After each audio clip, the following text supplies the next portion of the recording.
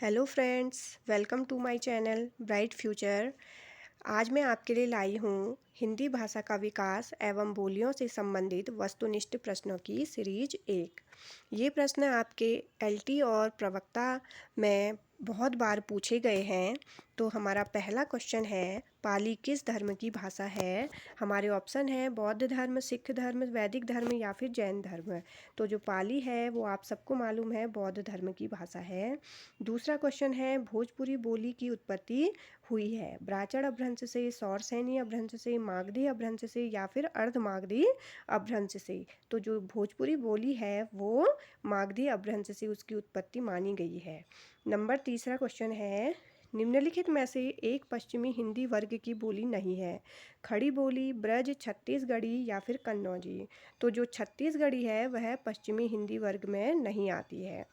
Number fourth question है, पश्चिमी हिंदी की कितनी बोलियां हैं? 5, 3, 2 या फिर 4। तो जो पश्चिमी हिंदी की बोलियां हैं उनकी संख्या 5 है। हमारा अगला क्वेश्चन है, मैथिली बोली के लोकप्रिय कवि कौन हैं?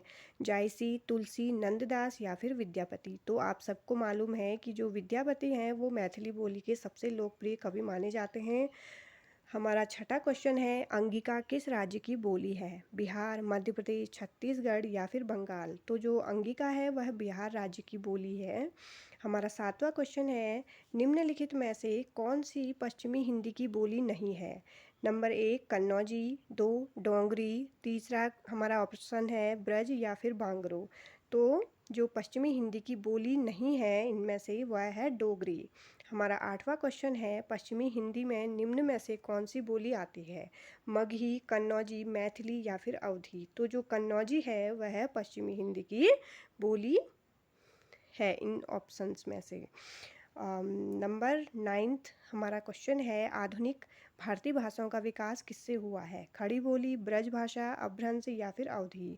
तो जो आधुनिक भारतीय भाषाएं हैं उनका विकास अपभ्रंश से माना गया है।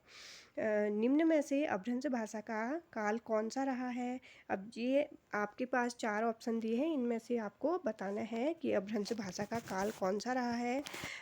ऑप्शन है 500 ईसा पूर्व से 1000 ईस्वी तक, 500 ईसा पूर्व से 100 ईस्वी तक, 1500 ईसा पूर्व से 500 ईसा पूर्व तक या फिर 500 ईस्वी से 1000 ईस्वी तक। तो जो सही आपका इसमें ऑप्शन है वो है 500 ईस्वी से 1000 ईस्वी तक। और ये क्वेश्चन बहुत बार एलटी या फिर प्रवक्ता में पूछा गया है। और इसका जो काल है अपभ्रंश भाषा का, जो ये काल है वह 500 ईस्वी से 1000 ईस्वी तक मान्य है। हमारा 11वां क्वेश्चन है, निम्नलिखित में से ब्रजभाषा का कौन सा क्षेत्र नहीं आता? आगरा, मथुरा, सरगुजा या फिर धौलपुर।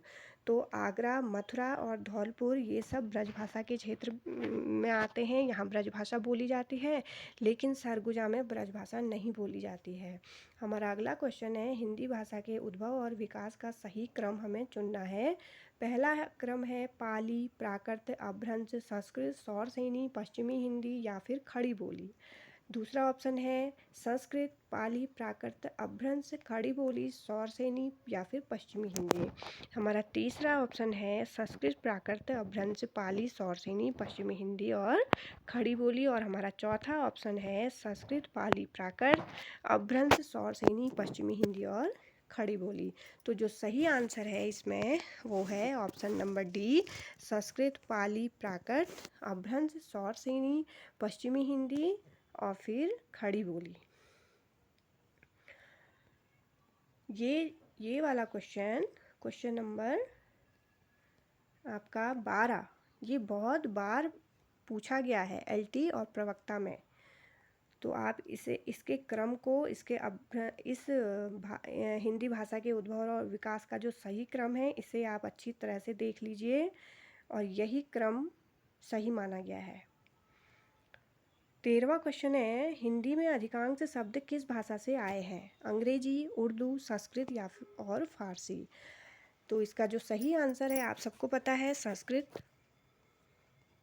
हमारा 14वां क्वेश्चन है, खड़ी बोली के जन्म का समय माना जाता है। ये मोस्ट इम्पोर्टेंट क्वेश्चन है, आप इसे बहुत अच्छे से देख लीजिए।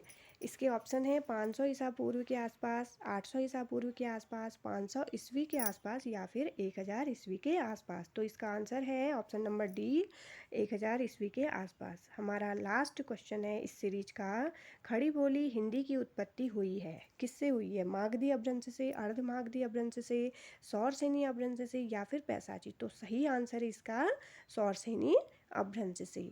आज की सीरीज में हमारी ये 15 क्वेश्चन कंप्लीट हुए।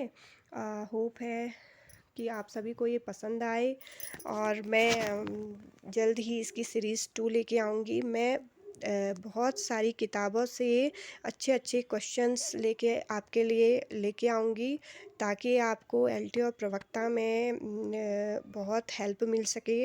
मेरे बनाए हुए ये जो क्वेश्चंस की सीरीज़ है वो आप तक हेल्पफुल रहे। Thank you for watching.